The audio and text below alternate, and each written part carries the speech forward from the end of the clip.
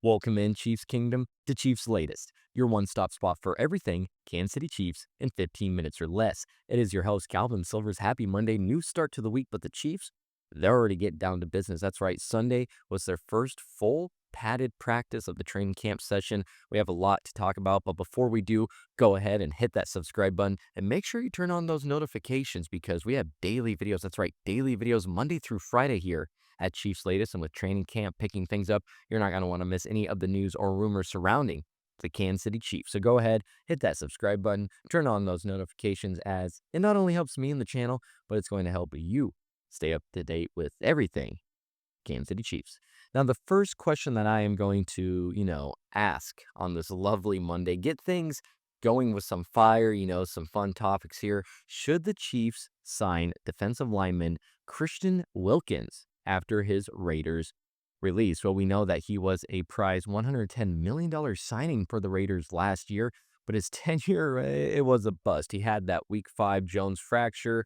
He's had rehab disputes lately. That's led to what I would say a shocking release. The Raiders, they're aiming to clean up their organization and their culture. Felt like he wasn't doing his part. And of course, there's been whispers of a teammate incident that obviously did not help his case at all either. So I'm skeptical about the Chiefs, chasing Wilkins, his uncertain rehab timeline, and his off the field questions and issues make him a risky bet, even if you're stealing, of course, from an AFC West rival. But pairing him with Chris Jones and that could create a dominant interior duo. I'm not debating that, but only on a prove it deal for a playoff push. Of course, you don't want to sign him to too much with all this stuff going on. So if you can get him on a prove it deal, have him for that playoff push, that could also help him rebuild his value, which he can use to sign with another team in the future. 215 solo tackles, 22 and a half sacks, and 19 pass breakups in 86 games.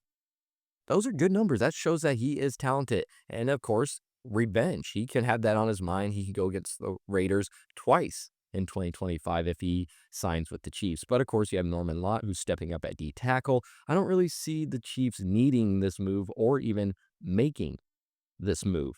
But he's not too far removed from a great season in Miami back in 2023, 65 tackles, 9 sacks, and a forced fumble. So again, there's talent there. Give it on a prove it deal. It's a low cost, incentive loaded deal. I think that could work. But again, Norman Lott's camp reps, Tillery's presence, I think that lessens the urgency or even the need. So again, Wilkins' release offers a chance to snag a talented, I still think, D tackle from a rival, but his rehab uncertainty, the culture comments and concerns, and a possible teammate issue, I just think that makes him right now a pass, at least for me.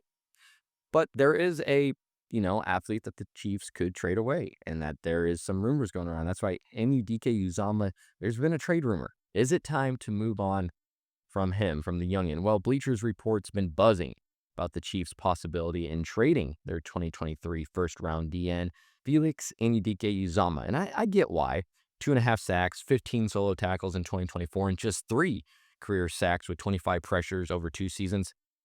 That does not scream a franchise edge rusher. It actually doesn't really scream much for you. And then you have, George Karlaftis locked in, Mike Dana, Charles Omenihu re-signed. You have your third rounder right now in Ashton Gelati, who we haven't heard a lot from, but he was drafted third round. You want to try to, get him up to speed. I think Felix right now is the odd man out in a crowded room. $3.2 million cap hit this year, $3.76 million in 2026. That's manageable. But again, his path to snaps is kind of blocked right now. A trade could fetch a late day 3 pick, and Brett Beach might spin that into some gold. We've seen what he can do with those later picks. The Titans, they need to update their pass rush youth, led by ex-Chief also exec Mike Borgonzi. So he was a part of getting Felix drafted. So that kind of makes sense as a low risk, high reward partner there. So that's who the Chiefs could look towards, the Titans, see if they can work out something there. But I don't think keeping him is necessary. I don't think you need to keep Felix. I think his stock could tank, if anything, especially if we see another quiet year. But the Chiefs' patience with draft picks, the value of depth at that position, you could argue to hold him on for as, a backup or rotational piece because his contract just 4 years, $11.8 million, 2025 cap hit, as we mentioned, $3.2 million. So a late round pick, yes, it could fuel Veach's trade magic, but Felix does have that 6'3", 255-pound frame. He has that bend. That offers some insurance again if a Minihue or Dana go down. 7 QB hits in 2024 shows that he has flashes. He was a first-round pick for a reason, excelled in the Big 12, but again, Uzama to a team like the Titans, that could give him a fresh start, which is what he needs. And the Chiefs, a draft pick to play with, and knowing Beach's magic, he could make that into something good. But again, keeping him for depth isn't a bad call, especially with a manageable cap hit. But moving forward, I don't mind moving from him. I think Veach can maximize value before we see his stock dip even further. So I don't see the need to really keep him. But then again, does it really hurt with his manageable cap space? But with extensions and everything coming up, you want as much money saved as possible.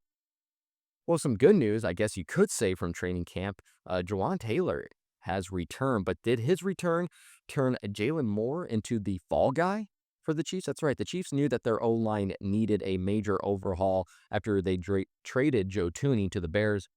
So they signed Jalen Moore to what I consider a panicked 2-year deal to lock down their left tackle for 2025. But as we all know, the story goes, they snagged Ohio State's Josh Simmons in this year's draft, and that has completely flipped the script or any form of idea of what the Chiefs were going to do. Simmons has been dominating first-team reps at left tackle in camp, looking like a draft steal. But when Jawan Taylor hit the PUP list, Moore, he slid to right tackle, sparking hope for a Simmons and Moore starting duo. I mean, you brought Moore in for a reason on a 2-year deal. Well, Taylor's back, though. And Sunday's padded practice had him at right tackle with Simmons on the left. So Taylor's $24.7 million cap hit and penalty-prone play, 14 penalties in 2024, that haven't justified his deal. But is he bad enough to lose his spot to Moore, who posted an 81% pass block win rate last year, which would have ranked third worst at the position had he qualified? I think this is more, though, about easing Taylor back into reps. But if the Chiefs think that Taylor is the move, it'll push Moore to a position that he was familiar with on the 49ers. That's right, a backup role.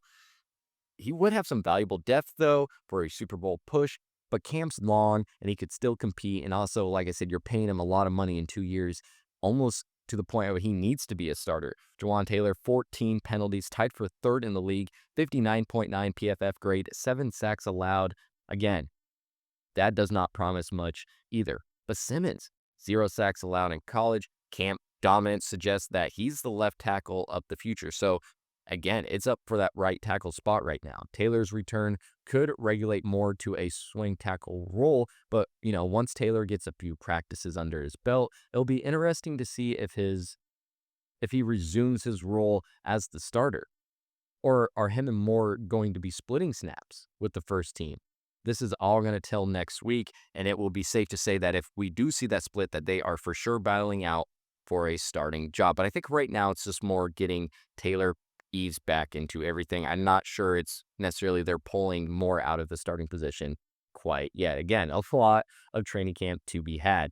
But speaking of training camp, let's go ahead and give updates from not only Sunday, but just the weekend in general. But Sunday was the first padded practice out at Missouri Western, and Patrick Mahomes, he looked good. Razor sharp, firing, precise short passes, precise deep passes. He was hitting it all. He was hitting it at all levels of the field, and it was everyone. Hollywood Brown, Tyquan Thornton, Jalen Royals. He was hitting them with ease.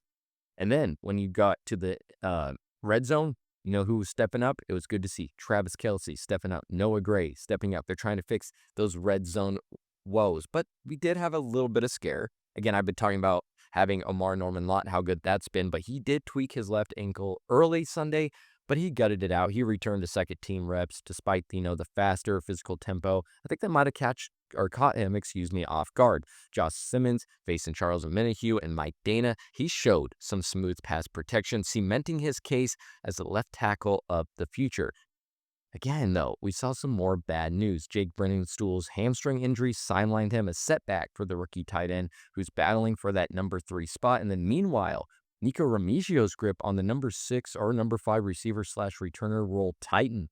Yes, Dave Tobe was praising him. Mistake-free catches, his dependability. He might be a lock on this roster. He had 161 punt return yards, 596 kickoff return yards in 2024, zero muffs. That gives him a clear edge in the returner battle. So Sunday's padded practice showcased Mahomes' pinpoint accuracy, Simmons' O-line promise, and this camp overall so far has shown Remigio's returner dominance. But will Norman Lott resilience show? Will he be able to keep grinding it out? What will we see from Brenningstool's injury? That is to be answered later on this week. Well, that is all for this Monday's episode of Cheifs Latest. If you haven't already, go ahead, hit that subscribe button and turn on those notifications. And go ahead, let me know what you thought in the comments about adding Wilkins or trading Uzama. What are your thoughts there on that? And let me know what you thought so far of training camp and all the updates that I have been giving you. Once again, I'm your host, Calvin Silvers. You are watching Cheifs Latest. Go ahead and hit that subscribe button. And until next time, have a good one.